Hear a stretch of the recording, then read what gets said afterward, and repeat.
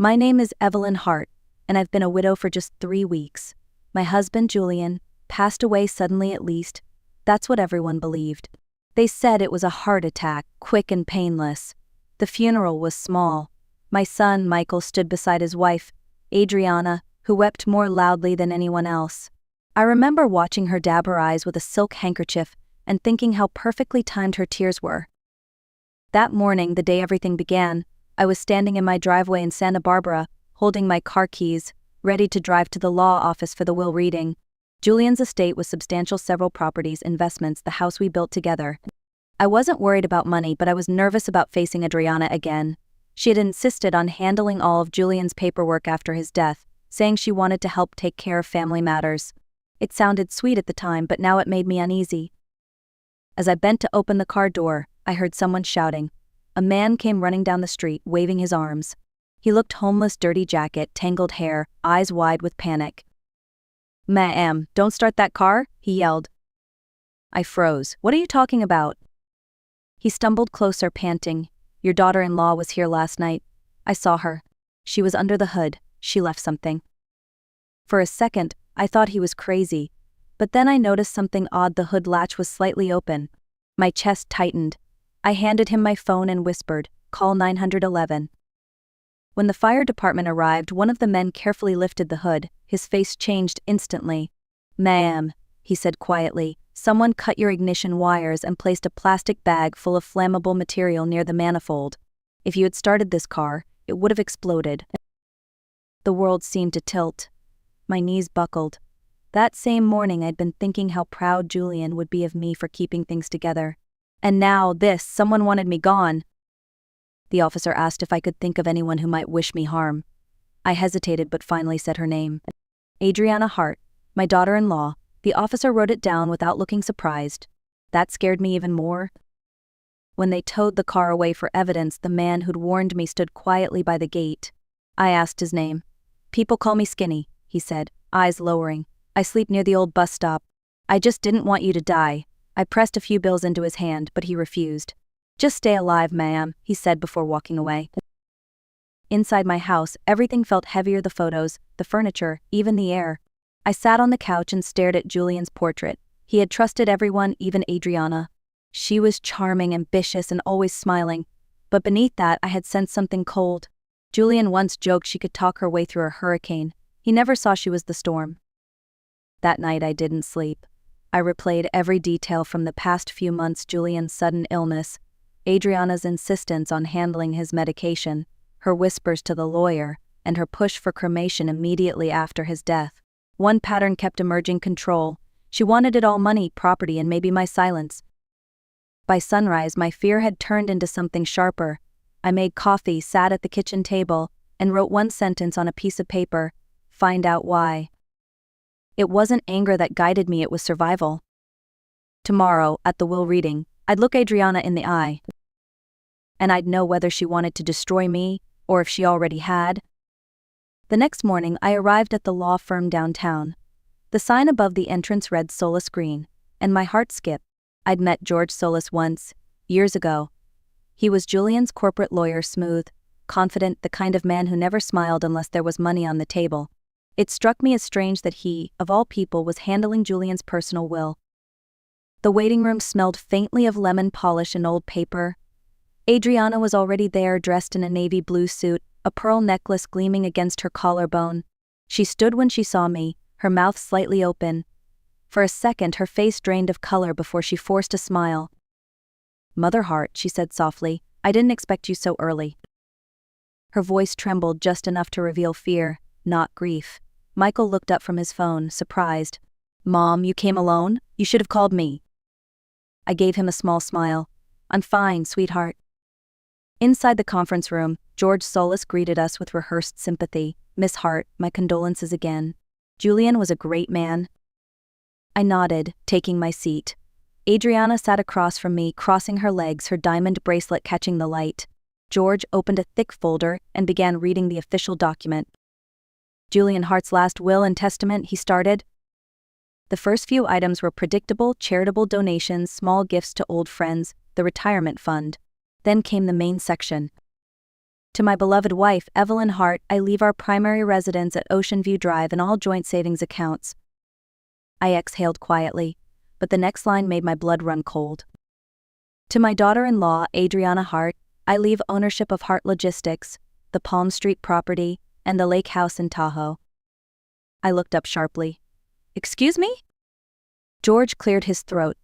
These additions were part of a revised will, signed 3 months before Mr. Hart's passing. Julian never mentioned that, I said. Adriana spoke before he could answer. He told me he wanted me to manage things while Michael focused on his work. He trusted me. Her tone was calm, but her eyes darted toward mine. I saw triumph flicker there. Michael frowned. Mom, Dad told me he was planning to move the company back under the family trust. Not this. Adriana reached for his hand. Honey, your father and I discussed it. You must remember. He said he wanted continuity. But her fingers trembled. The rest of the meeting blurred into background noise: the signatures, the notarized seals, the lawyer's closing remarks. When we stood to leave, Adriana lingered near the door. She leaned close and whispered, "You shouldn't have come today, Evelyn." Her perfume was strong, sharp, and familiar, the same scent that lingered near the car the night before. My stomach turned. Outside, the wind from the ocean carried a chill. I watched her walk toward her black sedan, heels clicking on the pavement, Michael following behind, looking confused and hurt. I realized then that she had already tightened her hold on him, weaving her lies like silk threads around his heart. As I stood by the curb, George Solis stepped out of the building, adjusting his tie. He didn't notice me watching as he got into the passenger seat of Adriana's car. My breath caught. It wasn't grief that filled me now, it was clarity. Julian might have signed that will, but I was starting to believe he never lived long enough to understand what he was signing. And I wasn't about to let his legacy be stolen by the woman who nearly killed me. Over the next few days, whispers began to follow me everywhere I went. In the grocery store, at church, even at the park. People spoke softly when I passed, pretending not to look. I knew what they were saying. Adriana had made sure of it. That I was losing my mind. That grief had twisted my thoughts. That I was imagining enemies where there were none. But rumors didn't frighten me anymore. They motivated me. One afternoon, while sorting Julian's old papers, I noticed a statement from a joint account I had never seen before. The balance was almost empty, but the withdrawal history caught my eye: large sums taken out right before and after Julian's death. Each transaction was signed by both Julian and Adriana. My husband's signature looked familiar, but something about it felt wrong. I tucked the statement into my purse and drove to the bank. The manager, an old friend of Julian's, frowned as he looked over the documents. "Mrs. Hart," he said quietly, "Julian never visited us in person after his hospitalization. All transfers were authorized through fax signatures sent by Miss Adriana Hart." The room tilted again, but this time I steadied myself. Could I have a copy of those faxes? He hesitated, then slid me a folder. I shouldn't, but Julian was like family. At home, I spread the pages across the dining table. The signatures weren't just slightly off, they were mechanical, printed, traced. Adriana had been forging his name while he was dying. That night, my phone rang. The voice on the other end was calm, measured. "Mrs. Hart, this is Dr. Vargas. I treated your husband in his final weeks. May we speak privately?" We met the next morning at a small cafe near the hospital. He looked uneasy, glancing over his shoulder before lowering his voice. "There were abnormalities in your husband's blood work," he said. "His potassium levels were abnormally high, but the nurse reported that his medication had been altered." "Altered?" I whispered. He nodded. "The dosage in the bottles didn't match what I prescribed. Someone tampered with them." The coffee turned bitter in my mouth. "Why didn't you report it?" I asked. "I tried," he said. "But Miss Adriana Hart requested immediate cremation before we could authorize a toxicology test. She said it was Julian's wish." I felt my hands shake under the table. "That wasn't his wish," I said softly. Dr. Vargas sighed. "I thought you should know. Whatever happened, it wasn't natural." When I returned home, the house felt too quiet, too watchful. I stood in the hallway where Julian's voice once echoed, where Adriana had laughed so easily. Everything about her, the timing, the control, the perfection, now pointed to one terrifying truth. She hadn't just wanted his money. She wanted the world to believe his death was merciful and my suspicions were madness. But she had made one mistake. She left a trail, and I was going to follow it. As the sun set, I wrote another line beneath the first note on my kitchen table. Find out how. Fear was gone now, only purpose remained. The next morning, I returned to the garage where my car had been examined. The mechanic, a kind man named Sam, greeted me with a grave expression. Miss Hart, he said, we finished analyzing what was under your hood. Whoever did this wasn't guessing, they knew exactly what they were doing. He showed me photos taken before the evidence was turned over to the police. The ignition cable was sliced cleanly, the flammable substance placed in a small heat-resistant bag right next to the manifold. If the engine had reached temperature, Sam said, the bag would have ruptured. The fumes alone could have killed you before the explosion. I thanked him quietly, my hands trembling as I took the printed images. They were more than evidence, they were a message. Someone had intended for me to burn, unseen, unmissed. As I stepped outside, I saw a figure sitting near the alley wall. It was the man who had saved me Skinny. He stood when he saw me, clutching a worn cap in his hands. I didn't mean to scare you that day, he said softly. You saved my life, I replied. That's something I won't forget. He hesitated before adding, the night before it happened, I saw her again. Your daughter-in-law. She was with a man, fancy suit, silver tie clip. They parked near the fence. I heard him say, make sure she starts it herself. No witnesses. My chest tightened. Did you recognize him? He shook his head. Only that he drove a black Lexus and spoke like someone who owned everything he touched. That description alone was enough. I knew it had to be George Solis. The moment I got home, I called an old friend of Julian's, a retired detective named Robert Sedano. He had worked private investigations for years and owed Julian a favor. When I told him what had happened, there was a long pause on the line. Evelyn, he finally said, don't talk to the police again until I look into this. If she's tied to that lawyer, we'll need to be careful. Within a week, Robert had collected more than I expected. Adriana's real name had once been Adrienne Crosswell. She had changed it after being charged with financial fraud in Arizona 10 years earlier. The case was dropped when her partner disappeared. That partner's name? George Solis. Robert also confirmed what I feared most: the signature on Julian's will was forged. A handwriting analyst compared it to Julian's letters and found clear inconsistencies. I stared at the report for a long time, the edges of the paper cutting into my palms. My husband hadn't given her anything. She had stolen everything, even his last words. That night I stood on the porch, watching the ocean shimmer in the distance. The world was quiet, but my mind was not. For the first time since Julian's death, I felt something close to control. It was time to stop surviving and start fighting back. Robert arrived early one morning with 2 cups of coffee and a plan. He placed a small envelope on my kitchen table. Inside were 3 miniature cameras and 2 voice recorders. We'll need her to talk, he said. If she admits even part of it, we'll have everything. I stared at the devices, both terrified and relieved. She'll never confess outright. She doesn't have to, Robert replied. People like Adriana always think they're smarter than everyone else. All we need to do is let her prove it. That afternoon, I called my son. My voice was soft, steady. Michael, could you and Adriana come over for dinner tomorrow? I'd like to talk about the family business, maybe smooth things over. He hesitated, then agreed. I could almost hear Adriana whispering behind him. The next day, I spent hours preparing the house. The table was set, candles flickered, and the cameras were discreetly placed, one in the bookshelf, one near the clock, and one above the wine cabinet. I practiced smiling in the mirror, steady but not forced. Julian had always said I could calm a storm with my voice. I hoped that was still true. When the doorbell rang, I felt my pulse in my throat. Michael entered first, holding flowers. Adriana followed, her usual flawless smile in place. Lovely evening, she said, her tone dripping with sweetness. Yes, I answered, perfect for honest conversations. Dinner began politely enough. We talked about business, about the weather, about nothing. But tension hung between us like smoke. Robert was parked down the street, listening to the recording feed in real time. Halfway through the meal, I turned the conversation. Julian trusted you, Adriana, I said gently. He always said you had a gift for organization. She smiled, tilting her head. I did what I could. He also mentioned how much he relied on you near the end, his medicine, the paperwork, even the will. Her eyes narrowed. Why do you bring that up now? I leaned forward slightly. Because someone tried to kill me the morning of the will reading. You wouldn't happen to know anything about that, would you? The fork slipped from her hand and clattered onto the plate.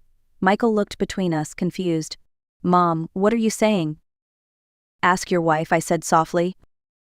Adriana recovered quickly, laughing. You can't be serious. Are you accusing me of something so insane? I reached into my purse and placed a photo on the table. Adriana and George Solis, standing beside her black Lexus late at night. That's you, isn't it? Her breath caught. Where did you get that? From someone who saw you near my garage, the night before the car explosion. Michael stood, stunned. Adriana? She rose too, eyes blazing. This is ridiculous. You think I'd risk everything for some old woman's money? Old woman, I echoed quietly. Funny choice of words for someone who just inherited half my husband's estate.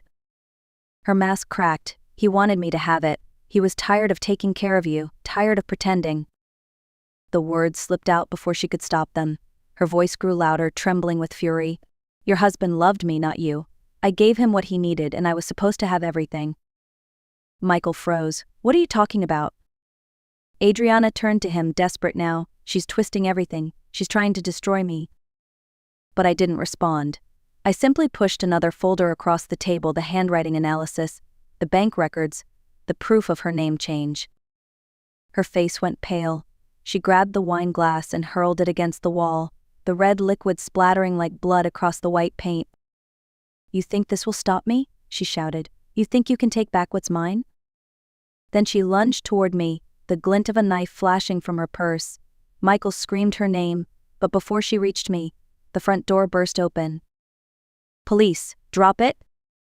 Officers swarmed in, followed by Robert, holding the recording device. Adriana froze, eyes wide, realizing the truth too late. Every word had been recorded. As they handcuffed her, she turned to me, voice shaking with rage. You set me up. I met her gaze steadily. No, Adriana, you set yourself up the moment you decided I was disposable. Michael stood motionless, tears in his eyes as they led her away. The silence that followed was heavy, but it wasn't grief, it was relief. Robert placed a gentle hand on my shoulder. You did it, he said quietly. I nodded. No, I whispered. I just finished what Julian started. Outside, the flashing lights painted the night sky red and blue. For the first time in months, I could breathe. The storm was over, or at least the worst of it was. The trial began 2 months later. I sat quietly in the front row of the courtroom, my hands clasped together as Adriana entered, dressed in beige prison clothes instead of her usual designer suits. George Solis followed, pale and sweating, his arrogance stripped away. Neither of them looked at me. The evidence spoke louder than I ever could: the recordings, the forged documents, the bank transfers, and the mechanic's testimony. Robert sat beside me, his notepad open, though there was nothing left to write. Everything we'd fought for was unfolding exactly as it should. The prosecution called witness after witness. When Dr. Vargas took the stand, his voice was calm but firm. He confirmed the altered medication, the false cremation request, and the suspicious blood results. Each word was a nail in the coffin of their lies. When the verdict came, the courtroom was silent. Adriana was sentenced to 18 years for fraud, forgery, and attempted murder. George received 15 for his role in the conspiracy. Adriana turned once, her eyes empty, searching for sympathy. She found none. I didn't feel triumph, just peace. For the first time in a long while, I could breathe without fear. Afterward, Michael approached me in tears. "Mom," he said, "I don't know how I couldn't see it." I took his hands. "Because you loved her," I said softly. "And love blinds us all, until it hurts too much to ignore." We began rebuilding slowly. I restored the family trust and created a scholarship in Julian's name for young law students. The house no longer felt haunted, it felt earned. I even visited Skinny, the man who saved me, at the shelter. I gave him a warm jacket and a small envelope of money. He tried to refuse again, but this time I insisted. "You changed everything," I told him. "You deserve a new start too." Weeks later, while cleaning Julian's old study, I found an envelope tucked inside his favorite book. It held a note written in his familiar, careful handwriting. "If something happens to me, don't give up, Eve. You've always been stronger than you think."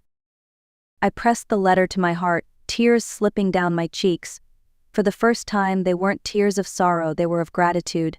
Julian had believed in me, even from beyond the grave. Justice had been served, but more than that, truth had survived. If you've stayed with me through this story, I want you to take one truth from it: never doubt what your instincts are trying to tell you. The quiet warnings, the sleepless nights, the uneasy feeling in your chest, they exist for a reason. I ignored mine for too long, trusting charm over character, politeness over honesty, and it nearly cost me my life. We live in a world where betrayal often hides behind perfect smiles. Sometimes it's not strangers who break us, it's the people who share our table, our name, our blood. But what defines us isn't the pain they cause, it's what we do after. Whether you're 68 or 38, you are never too old to fight for yourself, to rebuild, to protect what's yours. I learned that revenge doesn't always mean destruction. For me, it meant truth. It meant standing up in the same room where I was once made to feel small and saying, "You can't take any more from me." And when justice came, I didn't feel hate, I felt freedom. So if you're watching this and you've been betrayed, lied to, or silenced, hear me now. You are not weak for surviving, you are strong for still being here. Like this video if it reminded you of your own strength. Share it with someone who might need that reminder tonight. And tell me in the comments where you're watching from. I want to know how far stories like this can travel. Because maybe somewhere out there, another woman is standing at the edge of her storm, wondering if she can face it. You can. Because true wealth isn't what you own, it's what you refuse to let anyone take from you. And that, my dear listener, is the real art of revenge.